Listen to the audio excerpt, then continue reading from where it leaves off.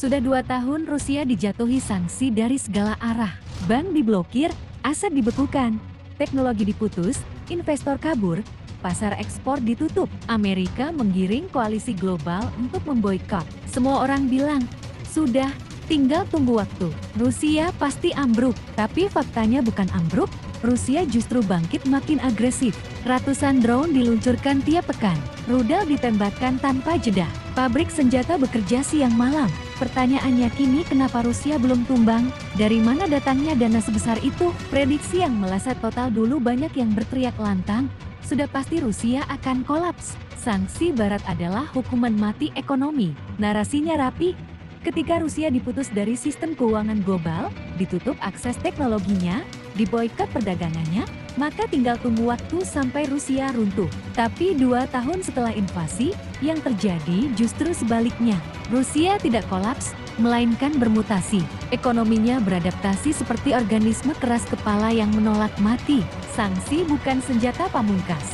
Jika musuh cukup tangguh dan licik, isolasi ekonomi bisa jadi pemicu inovasi dan lahirnya aliansi baru. Cadangan devisa raksasa sebelum perang, Rusia punya cadangan devisa lebih dari 600 miliar dolar.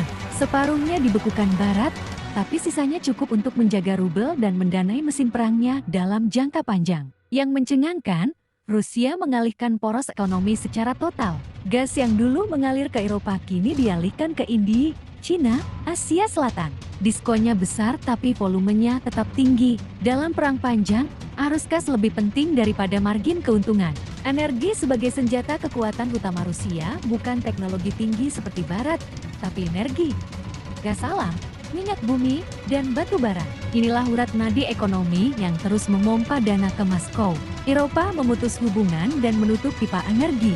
Tapi Rusia tak panik, berputar arah ke Asia, India, Tiongkok, dan negara timur lainnya membeli energi Rusia dengan harga diskon yang sulit ditolak. Di balik diplomasi, negara tetap butuh energi murah. Dengan strategi volume tinggi, arus uang tetap deras mengalir ke Kremlin.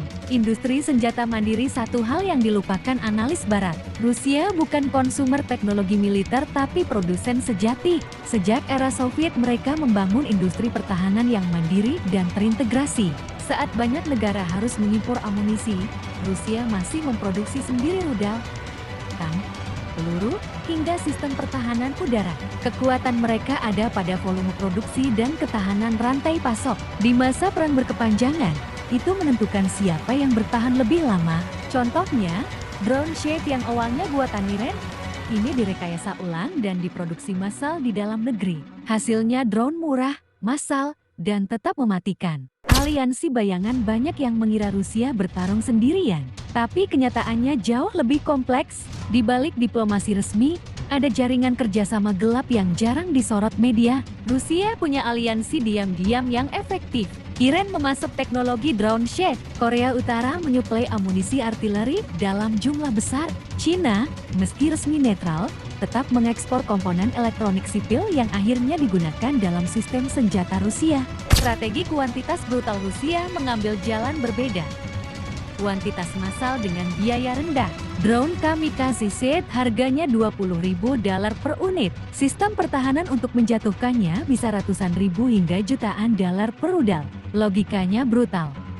Kirim ratusan drone murah sekaligus, paksa musuh menembakkan peluru mahal mereka. Kuras sistem pertahanan bertahap, lalu kirim serangan presisi. Ini perang ekonomi militer yang menguras stamina dan anggaran lawan. Propaganda nasional Rusia tidak hanya mengatur pasukan militer, mereka juga mengatur pikiran rakyatnya melalui propaganda masif. Media dijadikan alat dengan satu pesan.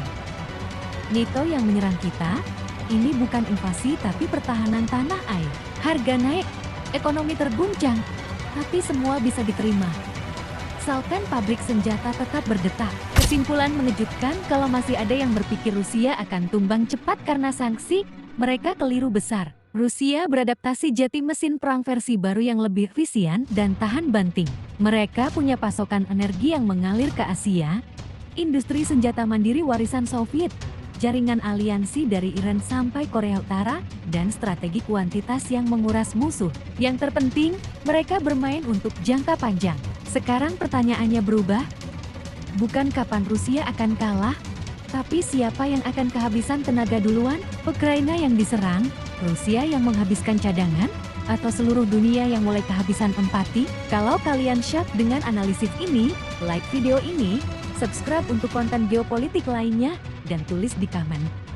Menurut kalian siapa yang akan kehabisan tenaga duluan dalam perang berkepanjangan ini?